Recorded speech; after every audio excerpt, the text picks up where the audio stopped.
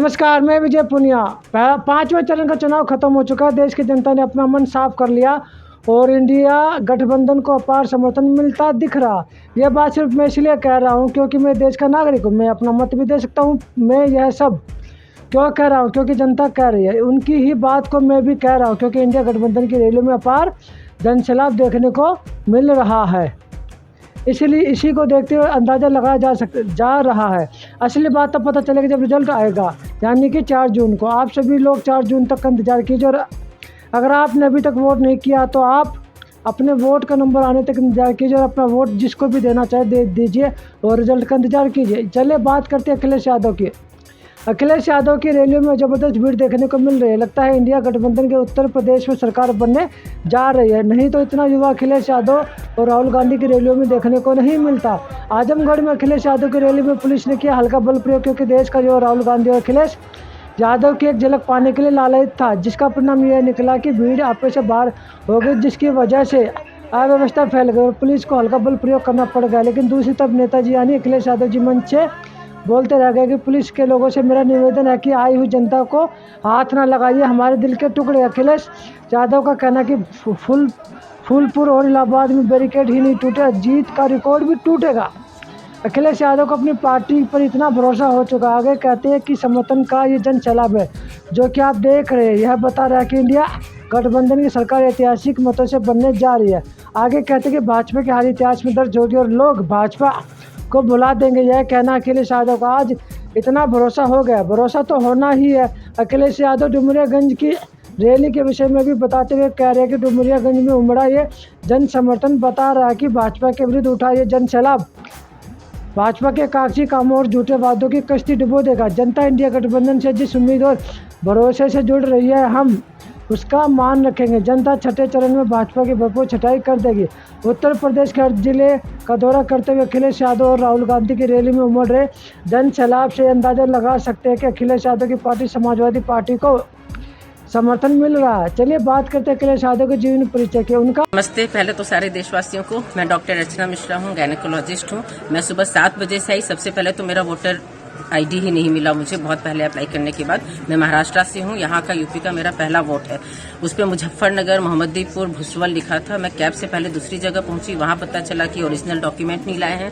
फिर यहाँ पे आई, 3 बार लाइन में लगी। 7 बजे से अभी 10 बजे जाकर के वोट डालने का मौका मिला। मैं तो घर भी चली गई थी।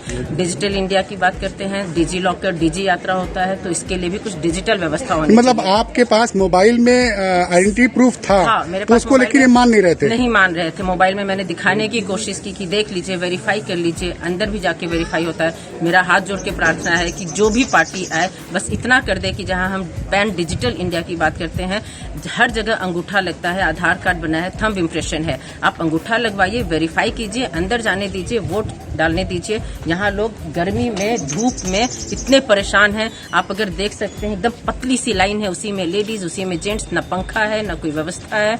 तो जो चाहता भी है कि वोट डालें, वो लोग भी निराश होकर के नहीं डालेंगे। सामने ही कितने युवा थे जो बिना वोट डाले चले गए। एक वोट का नुकसान पूरे देश का नुकसान होता है। मेरी बेटी का मैंने वोटर के लिए अप्लाई किया था, वो फॉरेन में पढ़ती है, फर्स्ट टाइम आई थी, 18 साल की हुई है, उसका भी लिस्ट में नाम नहीं आया। मतलब फॉरेन से बुलाया आपने उसको? जी, वोट डालने के लिए, क्योंकि 18 साल की हो गई थी तो पहला वोट था, उसका लिस्ट में नाम नहीं आया। मैंने इतना रिक्वेस्ट किया, इतना एजेंट से पूछी, कहीं कोई ऐसी व्यवस्था हो। पहले क्या होता था, लोग घर घर जाके देते थे, बांटते थे, रिकॉर्ड होता था। अब कुछ है ही नहीं ऐसा व्यवस्था।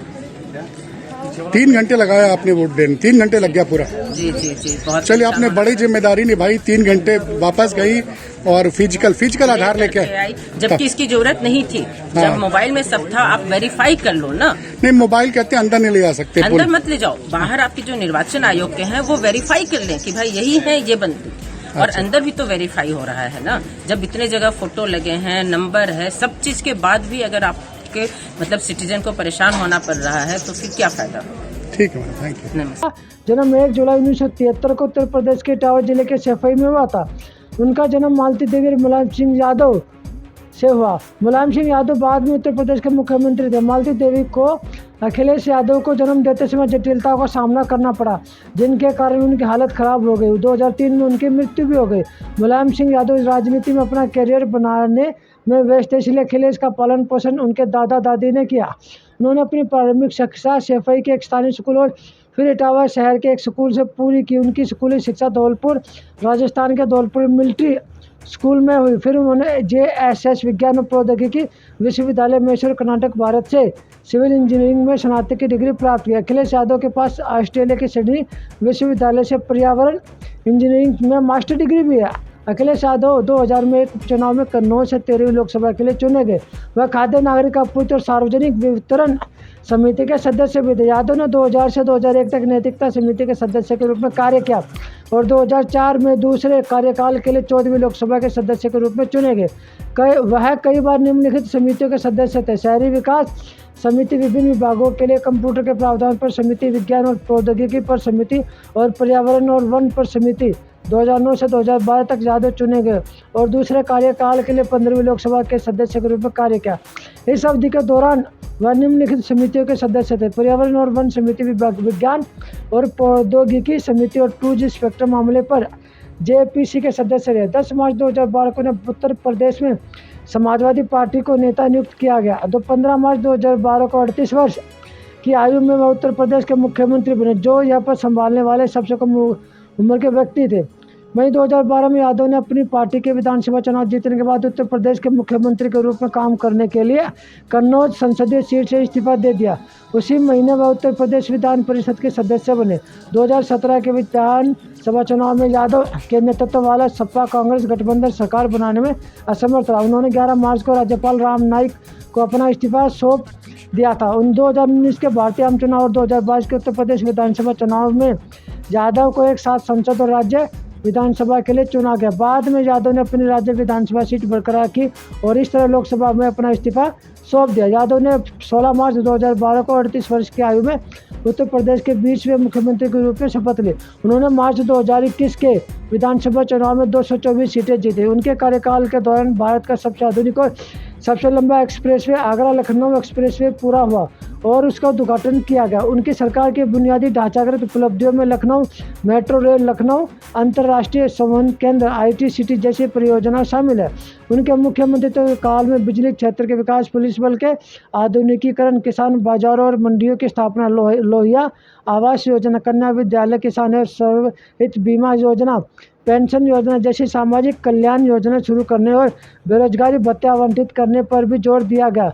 2012 से 2015 के बीच उत्तर प्रदेश सरकार द्वारा 10वीं 12वीं पास आउट छात्रों को 15 लाख से अधिक लैपटॉप वितरित किए गए, जिससे यह दुनिया में किसी भी सरकार द्वारा सबसे बड़ी वितरण योजनाओं में से एक बन गई थी। अखिलेश यादव समाजवादी पार्टी के इकलौते वारिस, जिनका जीवन परिचय आज आपने देखा और आने वाली 4 जून को इनकी पार्टी की उत्तर प्रदेश में सरकार बनने जा रही है।